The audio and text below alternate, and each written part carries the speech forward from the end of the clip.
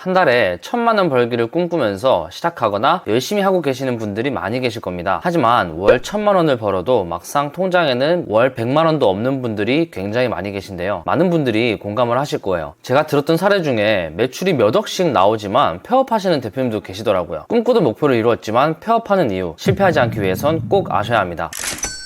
달에 몇 억씩 매출을 내는 대표님이 어느 날 갑자기 수익이 안 나와서 직원을 정리했다, 힘들다고 한숨을 쉬십니다. 아마 시작한 지 얼마 되지 않으셨거나 모르는 분들이 들으면 그게 무슨 소리야, 매출이 많으면 돈 잘 버는 거 아니야? 라고 할 수 있겠지만 사실 제가 들었을 때는 꽤 많은 이유들로 추측이 되기도 합니다. 누군가에겐 어마어마하게 높은 매출이지만 왜 이런 상황이 생기는 걸까요? 대표적으로 몇 가지가 있을 수 있는데요. 첫 번째는 마진 계산을 잘못해서입니다. 제가 아무리 매출이 10억, 100억이어도 순수익이 얼마 되지 않는다면 정말 아무 의미 없습니다. 제 지인분은 하루에 한 개도 안 나가던 제품을 뒤늦게 알게 된 광고를 통해서 꽤 많이 판매를 하셨는데 기분 좋게 마지막에 정산을 해보니 마이너스더라고요. 광고비가 생각보다 많이 나갔던 거예요. 굉장히 어이없는 이유긴 하지만 마진 계산을 잘못하는 실수는 굉장히 많이 일어납니다. 또는 원가가 너무 비싼 물건이거나 택배비, 세금, 수수료 등을 고려하지 않고 마진 계산을 실수하는 경우도 꽤 많이 생깁니다. 실컷 고생해서 판매했는데 막상 손에 떨어지는 금액이 얼마가 되지 않는다면 정말 말 그대로 현타가 오는데요. 그래서 초반에 마진 계산을 실수 없이 해주셔야 하고요. 중간중간 매출이 잘 나오더라도 이상한 게 없는지 꼼꼼히 검토해보는 게 굉장히 중요합니다. 또 어떤 판매자들은 초반에는 저마진 또는 본전치기를 하면서 리뷰를 쌓고 추후에 판매가를 올리는 전략을 가져가시는 분들도 계시는데요. 사실 초보자들이 하기에는 어려운 방법일 수 있습니다. 판매가 되고 수익이 나는 걸 보면서 재미를 느끼면서 성장을 해야 되는데 그렇지 못하면 금방 포기해버리는 경우가 많아서 신중히 고려해보시는 것도 추천드리겠습니다. 두 번째는 매출이 안 나와서입니다. 무자본 창업, 단기간에 수천만원 매출, 이렇게 정말 행복한 상상을 들게 하는 영상들이 있는데요. 정말 열심히 하시면 충분히 낼 수 있는 매출이지만 모두가 그런 건 아니죠. 넘치는 의욕으로 이 정도면 나도 할 수 있을 것 같은데? 라는 생각으로 시작했다간 결과는 처참할 수도 있습니다. 처음 시작하시는 분들에게만 해당되는 게 절대 아닙니다. 잘 되던 분들도 같은 이유일 수가 있습니다. 초반에는 매출이 잘 나와서 사무실도 옮기고 직원도 채용하고 회사 규모를 키우고 있는데 혼자서 했을 땐 수익이 생겼지만 이제 고정 비용이 점점 늘면서 수익이 안 생기는 그런 일도 발생하는 거죠. 다들 레드오션이라고 하지만 아직 충분히 큰 돈을 벌 수 있는 시장입니다. 매출이 안 나온다고 하시는 분들은 조금만 더 자신을 되돌아보면 웬만한 건 다 이유가 있다고 생각을 합니다. 내가 아무리 체크하고 노력해도 발전이 없다면 혼자 헤매지 마시고요. 오프라인 강의 또는 스터디 등을 통해서 나보다 잘하는 사람의 경험치를 사는 것도 추천을 드립니다. 교육도 교육이지만 저는 거기서 만나는 사람들도 굉장히 중요하다고 생각을 하는데요. 꾸준한 정보 공유도 되지만 나에게 아주 좋은 자극과 동기부여를 주기도 합니다. 또 한 가지는 쓰는 돈을 아까워하면 버는 돈도 그만큼 더디게 됩니다. 교육, 투자, 사입 등 실패해도 데이터를 얻는다는 사업가에 맞는 마음가짐을 만들어 가셔야 합니다. 세 번째는 멘탈적으로 문제가 생겼을 때인데요. 생각처럼 일이 되지 않았을 때도 문제가 되고요. 열심히 하더라도 잘 되더라도 번아웃이 오는 경우가 굉장히 많습니다. 문득 일하는 기계같이 느껴지고 열심히 번 돈을 쓰지도 못하고 있을 때, 또 사업을 하다 보면 분명히 행복하고 보람찬 순간도 많지만 그런 기억들보다도 실패하고 아프고 쓰린 기억들이 더 머릿속에 남기도 합니다. 사실 이 부분은 알고 있다고 하더라도 막상 닥치게 되면 대처하기가 힘듭니다. 저는 최대한 그런 상황을 피하기 위해서 충분히 휴식을 주려고 하고요. 저에게 투자를 많이 하려고도 합니다. 제일 큰 투자는 저는 이제 먹는 비용에는 돈을 아끼지 않는데요. 한 끼 식사에 10만원 혹은 20만원까지도 사용하기도 합니다. 대신 다른 데서 돈을 많이 안 쓰기 때문에 이렇게 맛있는 거라도 많이 먹으려고 합니다. 혹은 타고 싶은 차, 살고 싶은 집처럼 이루고 싶은 꿈을 계속 상기시켜주면서 최대한 업무적인 스트레스를 좋게